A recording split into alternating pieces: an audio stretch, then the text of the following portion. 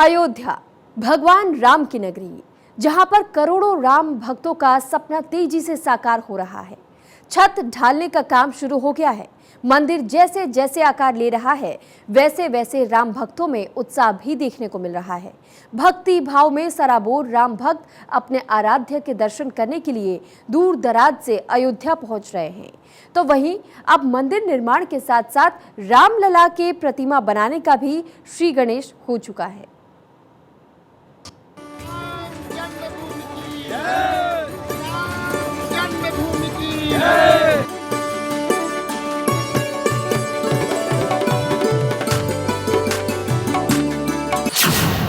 अयोध्या बनी धरती की जन्नत, श्रद्धालु मांग रहे मन्नत।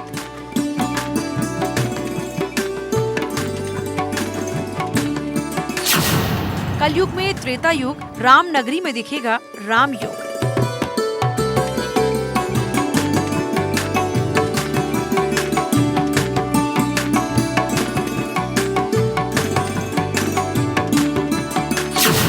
बस 8 महीने का इंतजार, भक्त करेंगे भव्य मंदिर का दीदार।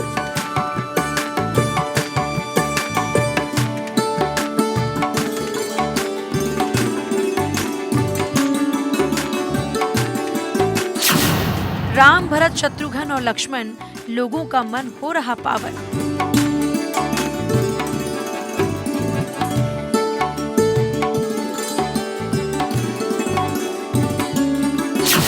प्रतिमा के आकार देने का काम शुरू, लोगों में अपार हर्ष। बहुत ही अद्भुत हमारे लिए ये एक्सपीरियंस है और इतना अच्छा लग रहा है कि राम जन्मभूमि में हम आए हैं और पूरे परिवार के साथ में और निर्माण होते हुए देख रहे हैं। सरयू नदी के पूर्वी तट पर बसी प्रभु श्री राम की नगरी अयोध्या प्राचीन काल के अवशेषों से भरी पड़ी है। अयोध्या का जिक्र आते ही हर किसी के दिलो दिमाग में रामनगर के पौराणिक स्थल की तस्वीर आती है। हर कोई राम युग से कनेक्ट करने लगता है। हर किसी के मन में आस्था का सैलाब उमड़ने लगता है।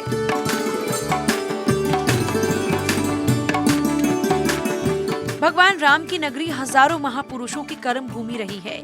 ये पवित्र भूमि हिंदुओं के लिए बहुत ही महत्वपूर्ण है। यहाँ पर भगवान राम का जन्म हुआ। ये राम जन्मभूमि है। इस राम जन्मभूमि पर एक भव्य मंदिर बना था, जिसे करीब 600 साल पहले मुस्लिम शासक ने तोड़ दिया। लेकिन 6ठी शताब्दी के बाद अयोध्या में राम मंदिर के फिर से भव्य आकार लेने की तस्वीरें सामने हैं। भूतल का निर्माण कार्य तेजी से जारी है। बीम का काम पूरा हो चुका है और छत ढालने का काम शुरू हो गया। बरसात से पहले छत निर्माण का काम पूरा हो जाएगा। राम मंदिर के निर्माण की प्रगति तय समय सीमा में अपनी गति से चल रही है। प्रभु राम को विराजित करने का समय जैसे जैसे नज़दीक आ रहा है, हमारी निर्माण करने की एजेंसियाँ L&T और टाटा के सभी बंधु जी जान से लग करके उस काम को गति दे रहे हैं। आज मंदिर के गर्भगृह के चारों तरफ जो परिक्रमा है, उसमें तरासे गए पत्थरों से छत लगाने का काम प्रारंभ हो गया है। धीरे धीरे ये जो पत्थर है, लगभग 70 से 75% पत्थर तराश करके आ गए हैं। अब वो आगे पूरे सभी नृत्य मंडप, गृह मंडप और सिंहद्वार यहाँ तक लगते हुए आगे चले आएंगे। हम कहें तो इसमें अतिशयोक्ति नहीं है। जून जुलाई तक ये पत्थर छतों के लगभग लग के तैयार हो जाएंगे। फिर सभी गुंबदों के निर्माण का काम गतिशील होगा और आगे आने वाले अक्टूबर नवंबर तक ये सभी जो भूतल का काम है वो लगभग पूर्ण हो जाएगा। फिर फिनिशिंग का काम अपनी गति पर चलेगा। 2024 की जनवरी में मकर संक्रांति के बाद जो समय निश्चित होगा तिथि, उसमें भगवान वहाँ विराजित होंगे और प्राण प्रतिष्ठा होगी। जो ट्रस्ट ने घोषित किया है उस समय सीमा में इस काम को हम पूरा कर लेंगे। छत ढलाई के बाद सभी गुंबदों के निर्माण का कार्य आरंभ होगा। माना जा रहा है कि अक्टूबर महीने तक रामलला के मंदिर के भूतल का भाग निर्मित हो जाएगा। रामलला के मंदिर निर्माण में जो सबसे महत्वपूर्ण जो कार्य है वो है छत की ढलाई का। वो अब कार्य शुरू हो चुका है। आप देखिए हमारे पीछे, क्योंकि इस समय हम कार्यशाला में हैं, तो ये जो पत्थर है ये छत की ढलाई में जो सबसे आगे वो पत्थर लगते हैं, ये वो पत्थर हैं जिनको पत्थरों का इस्तेमाल भगवान राम के मंदिर जो भूतल का जो अभी निर्माण हो रहा है, उस भूतल में जो छत पे लगने वाले पत्थर हैं, ये इस तरीके के पत्थर हैं। और अब वहाँ पर जो रामलला का मंदिर है, उसमें छत निर्माण कार्य की प्रक्रिया प्रारंभ हो गई है। सबसे जो महत्वपूर्ण है कि जो छत निर्माण की प्रक्रिया, क्योंकि बरसात से पहले उसको पूरा करना है, तो ऐसे में राम जन्मभूमि तीर्थ क्षेत्र ट्रस्ट और राम मंदिर निर्माण समिति जो इस पूरे राम मंदिर निर्माण कार्य को देख रही है, उन्होंने सबसे बड़ा निर्णय लिया कि राम जन्मभूमि रामलला के मंदिर निर्माण के लिए जो छत का जो निर्माण होना है, जो पत्थरों की ढलाई होनी है, वो बरसात से पहले हो जाए। तो ये कार्य अब शुरू हो गया है। जो खंबे हैं वो खंबे पहले ही लग चुके हैं। सभी खंबे आपको मैं दिखाना चाहूँगा। देखिए, जो खंबे वहाँ पे लगे वो इस तरीके के इंटरलॉकिंग वाले खंबे लगे। ये खंबों का भाग है। ये प्रथम तल के अगर देखा जाए तो ये प्रथम तल की तैयारी भी यहाँ जो कार्यशाला है यहाँ पे पहले से हो रखी है। और इसी तरीके के खंबे राम जन्मभूमि में लगाए गए हैं। उन्हीं खंभों के ऊपर जो है अब पत्थरों को रखने का कार्य अर्थात छत को बनाने का कार्य आरंभ हो गया है। भगवान श्री राम अपने मूल गर्भगृह में 2024 के जनवरी माह में विराजमान हो जाएंगे, जहां राम भक्त श्रद्धालु अपने आराध्य के दर्शन कर पाएंगे। रामलला मंदिर के निर्माण के कार्य को राम भक्त श्रद्धालु दर्शन मार्ग से देख रहे हैं और भाव विभोर नजर आ रही हैं। अच्छा लगा, बहुत अच्छा लगा। अभी मतलब अभी काम चल रहा है, तो वो देख के अच्छा लग रहा है। बन जाएगा तो और अच्छा लगेगा। देख के इतना अच्छा लग रहा है, तो बनने के बाद तो बहुत अच्छा लगेगा। बहुत ही अद्भुत हमारे लिए ये एक्सपीरियंस है और इतना अच्छा लग रहा है कि राम जन्मभूमि में हम आए हैं और पूरे परिवार के साथ में और निर्माण होते हुए देख रहे हैं। दर्शन करने बाद में भी आएंगे, लेकिन अभी जो हमने देखा है वो बहुत ही खुशी हो रही है देखकर। अयोध्या घूम के हमको मतलब मेरे को तो इतनी ज़्यादा खुशी है, क्योंकि हम लोग जैन समाज से और हमारा ये सेकंड बड़ा तीर्थ स्थान है। फर्स्ट समय शिखर जी, लेकिन सेकंड अयोध्या है। ये हमारे 19 भगवान के जन्म कल्याणक वाली ये पवित्र स्थान है। और यहाँ पे हम सरयू नदी की जो आरती देखी वो हमने फर्स्ट टाइम देखी है। यहाँ रामलला के जो दर्शन किए वो हमारी बहुत ज़्यादा इच्छा थी, वो हमारी पूरी हुई है। और तो मैं अयोध्या के बारे में क्या कहूँ, वैसे ही बहुत सुंदर है अयोध्या। भगवान राम के दर्शन करने आए श्रद्धालु पूरी तरह से राम भक्ति में लीन हैं। मध्य प्रदेश के खंडवा से आए भक्त पूरी तरह से राममय हो गए। मन भाव विभोर हो गया है। एक ही बात मन में आती है, राम रामेति रामेति रमे रामे मनोरमे सहस्त्र नाम तत्तुल्यम श्री राम नाम वरानने। यहाँ से लेकर वहाँ तक जितनी नज़र जाती है सिर्फ राम राम और राम। पूरा अयोध्या अब राममय हो चुका है। और यही एक बात हमें भी समझ में आती, मन भाव विभोर हो चुका है। भक्ति के सारे रस, भक्ति रस जो है उससे हम पूरी तरह से भीग चुके हैं। आज बहुत अच्छा लगा। बहुत सालों से हमारी इच्छा थी आने की, तो जो आज फाइनली पूरी हुई। अब बस हमको इंतज़ार है कि मंदिर जल्दी से बने और हम फिर से आए और नई अयोध्या देखें। न केवल मंदिर निर्माण तेजी से हो रहा है, बल्कि भगवान राम के बाल रूप देने का श्री गणेश हो गया। कर्नाटक के मैसूर से आए कृष्ण श्याम रंग के पत्थर से रामलला की प्रतिमा बनाई जाएगी, जिसकी तराशी का कार्य अयोध्या के राम सेवक पुरम की कार्यशाला में शुरू हो चुका है।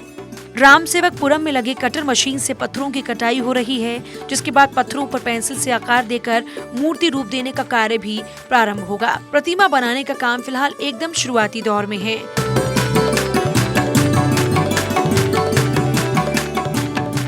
मूर्ति कला के विशेषज्ञ अब कर्नाटक के मैसूर से आए पत्थरों के अंदर गुणवत्ता को भी चेक कर रहे हैं। उसके आकार और प्रकार के स्वरूप को निकालने के लिए पत्थर की कटिंग की जा रही है।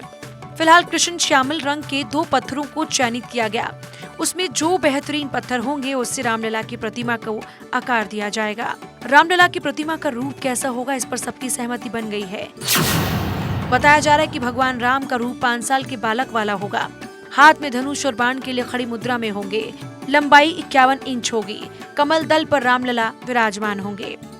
राम जन्मभूमि में रामलला की मूर्ति कैसी होगी, ये राम जन्मभूमि तीर्थ क्षेत्र ट्रस्ट ने मंदिर निर्माण समिति के साथ बैठक में तय कर लिया है।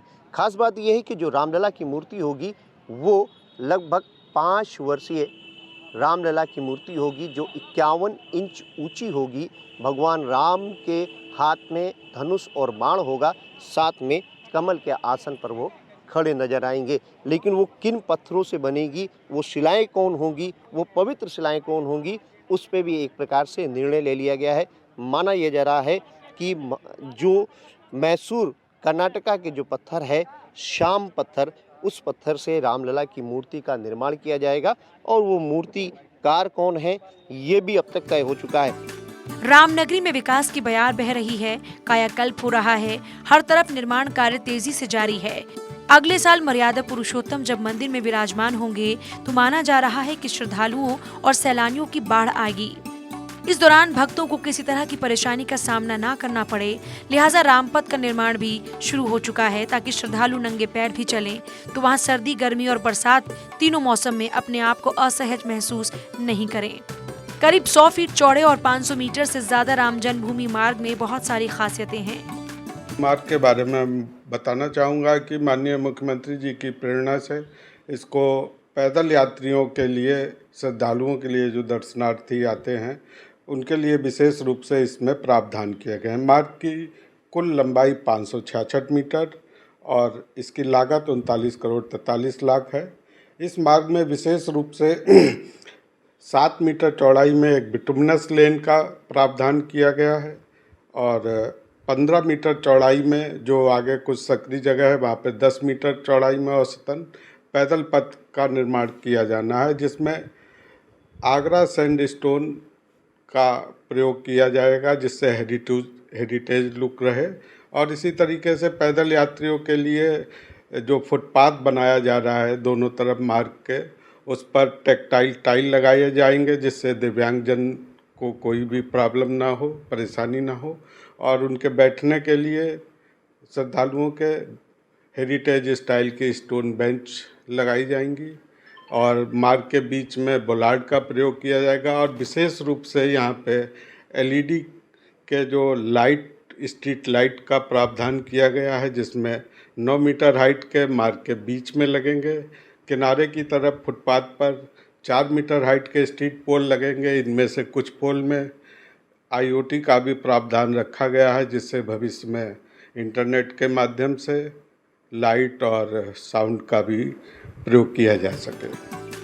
रामनगरी में भक्तों को ध्यान में रखकर हर तरह का विकास किया जा रहा है ताकि जब श्रद्धालु भगवान राम के दर्शन को आएं तो उन्हें किसी तरह की कोई कठिनाई ना हो। भगवान राम की नगरी में जिस भी इलाके में चले जाइए मंदिर ही मंदिर नजर आएंगे और हर मंदिर का संबंध मर्यादा पुरुषोत्तम राम से है। ये मंदिर माँ बड़ी देवकालिका है जिन्हें भगवान राम की कुल देवी कहा जाता है। इस मंदिर में जयकारों के साथ बड़ी संख्या में भक्तों की भीड़ लगती है। सभी श्रद्धालु माँ जगत जननी से अपनी मुरादों को पूरा करने के लिए अर्जी लगाकर संतुष्ट होते हैं। मान्यता है कि भगवान राम के जन्म के बाद कौशल्या माँ देवकाली मंदिर आई थी। अपने साथ भगवान राम को भी दर्शन कराने के लिए लाई थी। कुलदेवी ने भगवान राम को आशीर्वाद दिया था। अयोध्या वासी अपने जन्मे बच्चों को सबसे पहले इसी मंदिर में लाते हैं।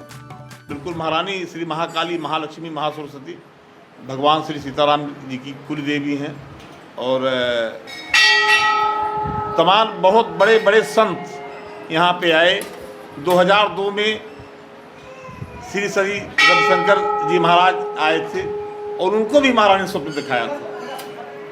तो यहाँ पे एक बहुत बड़े ऑफिसर से आए IAS सूर्य प्रकाश सिंह और वो उनको फोटो दिखा ले जाकर के पूरे प्रदेश के मंदिरों का।